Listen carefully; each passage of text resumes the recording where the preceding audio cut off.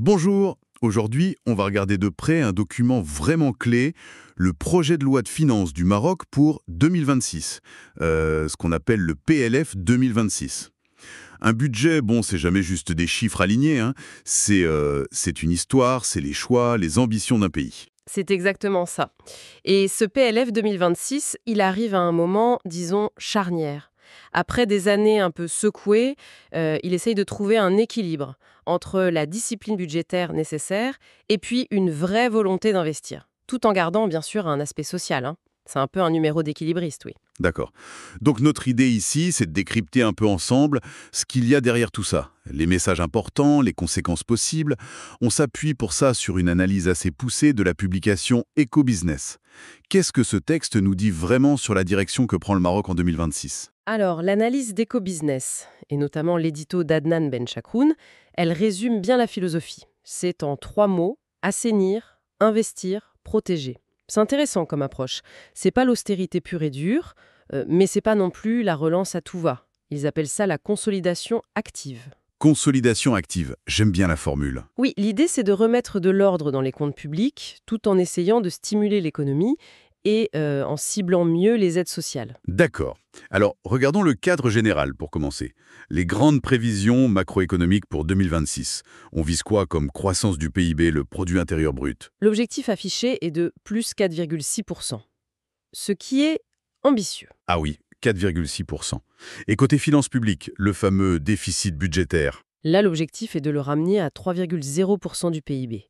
Il était à 3,5% en 2025, donc c'est une amélioration. Et la dette? La dette du Trésor. Elle devrait se stabiliser. On parle d'environ 65,8-65,9% du PIB. Avec une inflation qu'on espère maîtriser autour de 2,0%.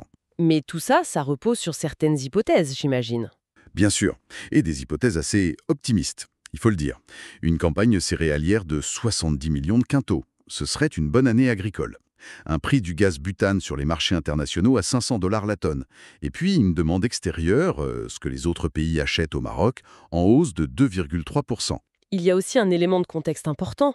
Le Maroc a retrouvé sa notation Investment Grade récemment. Ça aide, non? Ah oui, énormément. C'est un signal de confiance très fort pour les investisseurs. Ça facilite l'accès au financement, surtout que le contexte mondial reste, disons, prudent.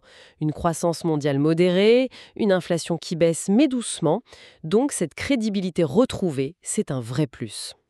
Bon, alors pour financer tout ça, l'investissement, le social, tout en réduisant le déficit, comment l'État compte remplir les caisses en 2026?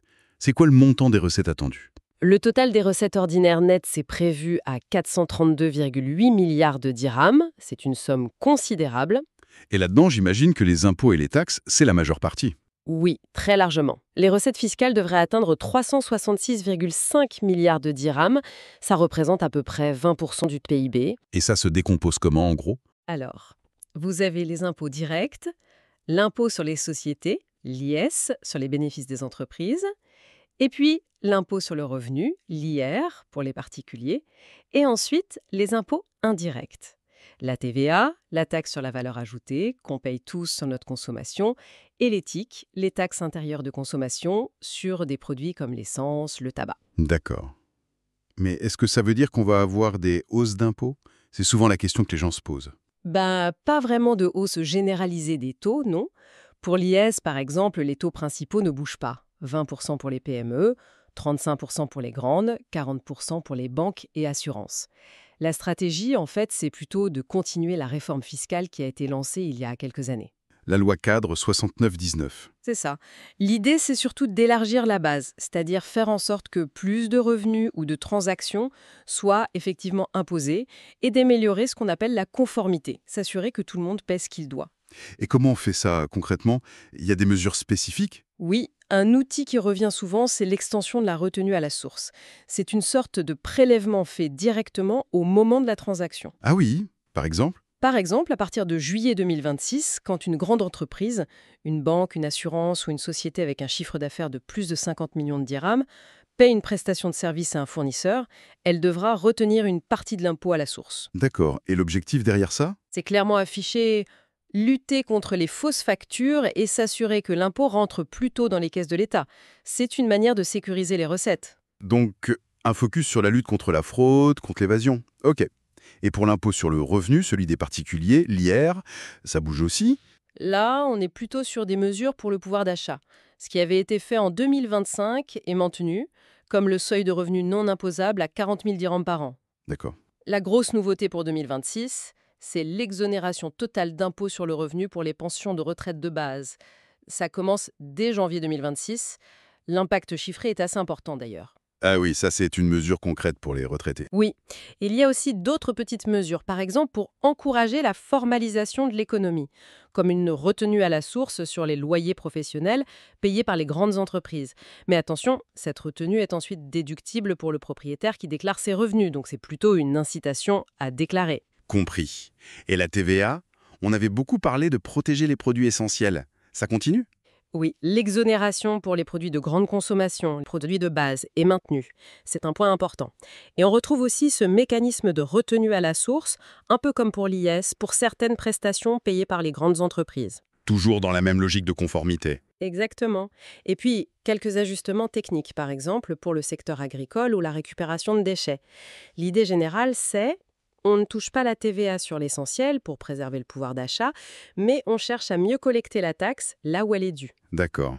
Il y a aussi les TIC, les taxes intérieures de consommation. On a vu qu'elles rapportaient pas mal.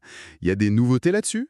Oui, surtout sur la traçabilité. Le marquage fiscal, c'est une sorte de timbre ou de code pour suivre les produits et lutter contre la contrebande. Ça va être étendu au gasoil et aux supercarburants en 2026 et plus tard en 2028 au gaz butane et propane. Ah oui, c'est un enjeu financier important ça. Oui, parce que l'éthique sur l'énergie et le tabac, ça représente des sommes considérables pour le budget. On a parlé des impôts, mais il y a aussi ce qu'on appelle les recettes non fiscales.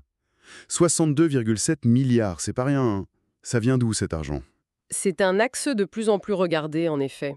Une bonne partie vient des versements des grandes entreprises publiques, les EEP. Comme l'OCP? Oui, l'OCP pour les phosphates, c'est le plus gros contributeur souvent. Mais aussi la Banque centrale, Banque Almarib, ou l'agence qui gère le foncier, la NCFCC.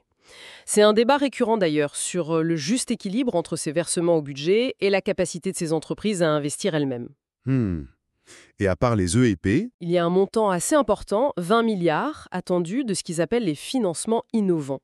Là, l'idée, c'est que l'État essaye de mieux valoriser son patrimoine.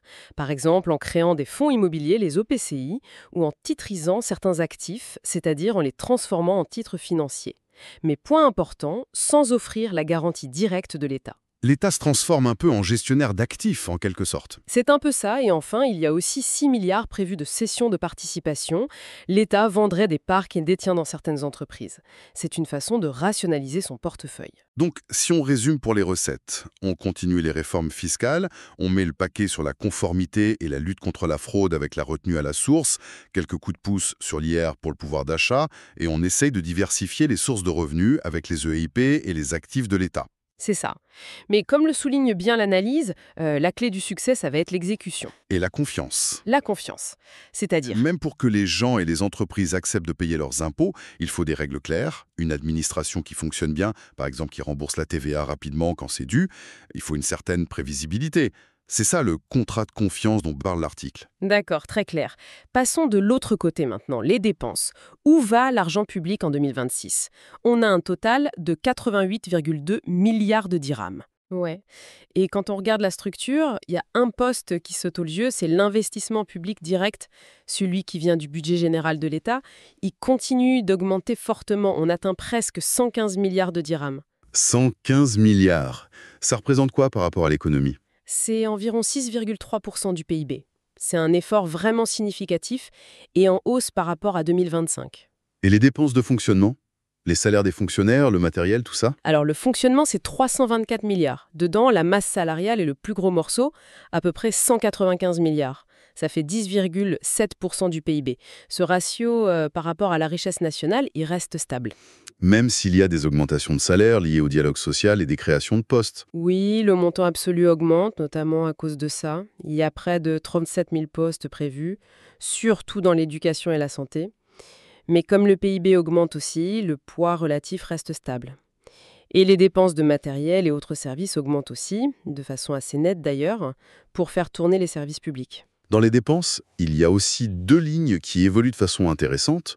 Les intérêts de la dette, qui baissent un peu, et surtout la charge de compensation. Elle diminue beaucoup, non? Oui, la charge de compensation tombe à 13,9 milliards de dirhams. C'est une baisse très nette et c'est vraiment un point central de ce budget. Pourquoi? Ça veut dire quoi concrètement? Ça reflète un vrai changement de politique. On passe de subventions qui bénéficiaient à tout le monde sur certains produits. Le gaz butane, le sucre, la farine? Exactement. On passe de ça à des aides beaucoup plus ciblées. Donc l'État dépense moins pour maintenir artificiellement bas le prix de ses produits pour tout le monde. Même si un soutien reste nécessaire, notamment pour le prix du pain, pour la stabilité sociale. Et ce ciblage, il est rendu possible par les nouveaux outils dont on entend parler. Le RSU, le RNP. C'est tout à fait l'idée, oui. Le registre social unifié, RSU, et le registre national de la population, RNP, ce sont des bases de données qui sont censées permettre d'identifier plus précisément les ménages qui ont vraiment besoin d'aide. Pour leur verser de l'argent directement. Voilà. Plutôt que de subventionner un produit, ce qui profite aussi à ceux qui n'en ont pas besoin, on donne une aide directe à ceux qui sont identifiés comme éligibles. C'est un changement majeur. Mais évidemment, tout dépendra de la bonne mise en œuvre de ces registres et des programmes d'aide qui vont avec. Ce n'est pas simple. Revenons à l'investissement. C'est clairement le gros moteur mis en avant. Le chiffre global qu'on entend partout, c'est 380 milliards de dirhams, en incluant l'État, les EEP, les collectivités locales, le fonds Mohamed VI. C'est énorme. C'est colossal, oui. Si on rapporte ça au PIB, on est autour de 21%. C'est un effort d'investissement public parmi les plus élevés au monde proportionnellement. Et qui investit quoi dans ces 380 milliards? Alors, les établissements et entreprises publiques, les fameux EIP, sont en première ligne. Ils portent près de la moitié, environ 180 milliards. L'État, via son budget et ses comptes spéciaux, c'est autour de 133 milliards net. Le fonds Mohamed VI pour l'investissement, le FMCI, c'est 45 milliards. Et les collectivités locales, 22,5 milliards. Et parmi les EIP, j'imagine que ce sont quelques géants qui tirent la locomotive. Tout à fait. L'analyse d'EcoBusiness montre bien que quelques grands groupes concentrent l'essentiel de cet effort. On a déjà parlé de l'OCP dans les phosphates, mais il y a aussi l'ONCF pour les chemins de fer, l'ONE et les nouvelles sociétés régionales multiservices pour l'eau et l'électricité. Ces grands acteurs publics sont cruciaux pour les infrastructures du pays. Mais cet effort gigantesque, ça soulève aussi des questions, des défis. Lesquels? Oui, l'analyse pointe deux défis majeurs. Le premier, c'est la concentration géographique. C'est un problème récurrent. C'est-à-dire? Plus de 60% de l'investissement des EEP, par exemple, reste concentré sur seulement 3 régions. Casablanca-Cétat, Rabat-Salé-Kénitra et Marrakech-Safi. Réduire les inégalités entre les territoires, c'est un objectif affiché. Mais dans les faits, c'est compliqué. La création d'un fonds de développement territorial intégré, c'est une tentative pour essayer de rééquilibrer un peu. D'accord. Et le deuxième grand défi? C'est le nerf de la guerre, l'exécution. EcoBusiness appelle ça le talon d'Achille. C'est bien beau d'annoncer 380 milliards sur le papier. Encore faut-il réussir à les dépenser efficacement. Exactement. Et dans les temps modernes, la capacité réelle à absorber ces crédits, à lancer et à réaliser les projets, elle se heurte à plein d'obstacles. Est-ce que les études sont vraiment prêtes ? Est-ce que le terrain est disponible? Les autorisations sont-elles obtenues? La coordination entre les acteurs, c'est souvent là que ça coince. On vote des budgets, mais la réalisation sur le terrain prend du retard. Et le gouvernement, il a des outils pour essayer de limiter ce risque? Pour pousser à une meilleure exécution? Oui, il y a des mécanismes. Par exemple, cette réserve de précaution de 15% sur les crédits d'investissement de l'État.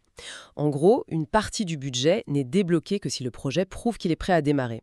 C'est une façon de ne pas bloquer de l'argent sur des projets qui ne sont pas mûrs. Il y a aussi une volonté d'annuler les crédits plus anciens qui n'ont pas été utilisés. C'est une question de discipline. Tout ça, l'ambition d'investir massivement, mais aussi l'objectif de réduire le déficit à 3%, de stabiliser la dette, ça pose la question de la soutenabilité. Est-ce que tout ça tient la route financièrement? C'est le grand pari de ce PLF 2026, oui. L'analyse d'EcoBusiness suggère que la structure de la dette marocaine actuelle donne quand même une certaine marge de manœuvre. Pourquoi? Comment elle est structurée, cette dette? Elle est surtout détenue localement, par les banques, les assurances, les caisses de retraite marocaines. Ça, c'est un facteur de stabilité. Elle est aussi majoritairement à long terme et surtout à taux fixe, ce qui la protège un peu des hausses de taux d'intérêt qu'on a vues au niveau mondial. Du coup, la charge d'intérêt, ce que l'État paye chaque année, reste gérable. Et au-delà de la structure de la dette, est-ce que la façon dont le budget est géré évolue pour rassurer sur cette soutenabilité? Oui, c'est un point important. La réforme de la loi organique relative aux lois de finances, la LOF, elle continue. Il est question d'une nouvelle règle budgétaire. L'idée, c'est de ne plus regarder seulement le déficit de l'année, mais la trajectoire de la dette sur le moyen terme, pour ancrer la discipline dans la durée et renforcer la crédibilité. D'autres mesures de gouvernance? Oui, il y en a plusieurs. Étendre les règles de bonne gestion aux entreprises publiques qui ne sont pas dans le secteur marchand, renforcer le rôle du Parlement dans le suivi, utiliser cette fameuse réserve de précaution, clarifier les règles fiscales pour plus de prévisibilité, la transparence progresse aussi, même si le Maroc a encore une marge d'amélioration selon l'enquête internationale Open Budget, notamment pour publier plus régulièrement des rapports détaillés sur l'exécution du budget en cours d'année. On en revient toujours à cette idée clé, l'exécution, la réalisation concrète, un budget tenu, comme disait l'édito. C'est vraiment ça. Pas besoin d'être héroïque sur le papier, il faut être réaliste et efficace sur le terrain. La crédibilité se gagne là. Juste un mot rapide sur le commerce extérieur. Le budget prévoit une hausse des exportations et des importations. Et l'analyse parle d'une stratégie de protection intelligente. Qu'est-ce que ça veut dire? Alors, protection intelligente, ça veut dire utiliser les droits de douane de façon très ciblée, presque chirurgicale. L'idée, c'est de protéger certaines productions locales qui sont jugées fragiles face à la concurrence internationale, mais sans pénaliser toute l'économie ou créer des pénuries. Par exemple, Par exemple, on pourrait augmenter un peu les droits de douane sur certains types d'électroménagers bas de gamme importés ou sur des composants spécifiques où il y a une production locale à encourager. Et en même temps, on pourrait baisser les droits sur certains produits intermédiaires dont l'industrie locale a besoin. Ce n'est pas du protectionnisme généralisé, mais des ajustements fins. L'objectif reste de collecter environ 18,5 milliards de dirhams de droits de douane. D'accord. Alors si on essaie de faire une synthèse, l'esprit de ce PLF 2026 était assainir, investir, protéger. Comment ça se traduit concrètement, au final? Alors, assainir, c'est clair. Objectif de déficit à 3%, dette stabilisée. Protéger, ce sont les mesures sur l'impôt sur le revenu pour les salariés et les retraités, le maintien de la TVA à zéro sur les produits de bave, et surtout ce passage de la compensation généralisée vers les aides directes ciblées via le RSU et le RNP. Et puis, investir, c'est cet effort massif de 380 milliards tiré par l'État et les entreprises publiques pour moderniser les infrastructures, l'eau, l'énergie, les transports, et essayer de booster la croissance. Mais au-delà de ces grands objectifs, qu'est-ce que ça pourrait changer dans la vie tous les jours des gens, des entreprises? Est-ce que la croissance annoncée de 4,6% va vraiment créer des emplois? Ça dépendra si l'investissement arrive bien jusqu'aux PME. Est-ce que la baisse de la subvention sur le gaz butane ou le sucre sera bien compensée par les aides directes pour les familles qui ont droit? Est-ce que l'effort demandé sur la conformité fiscale sera perçu comme juste, équilibré par les allègements sur l'IR? Et surtout, est-ce que l'investissement massif va se voir sur le terrain? C'est la question fondamentale. Est-ce que ça va se traduire par de meilleures routes, de meilleurs hôpitaux, des écoles mieux équipées, un meilleur accès à l'eau? C'est ça qui compte au final. Donc la vraie mesure de succès, elle sera moins dans les chiffres votés que dans l'expérience vécue au quotidien. La qualité de l'exécution, c'est vraiment le mot-clé. Est-ce que les entreprises vont recevoir leur remboursement de TVA à temps? Est-ce que les grands chantiers vont avancer sans blocage? Est-ce que les services publics vont réellement s'améliorer grâce à ces milliards investis? C'est sur ce terrain-là que ce budget sera vraiment jugé. Donc ce PLF 2026, il dessine une trajectoire qui est ambitieuse, c'est clair, mais sur un chemin assez étroit entre la discipline budgétaire et la volonté de relance. L'intention est là, mais la mise en œuvre s'annonce complexe. Tout à fait.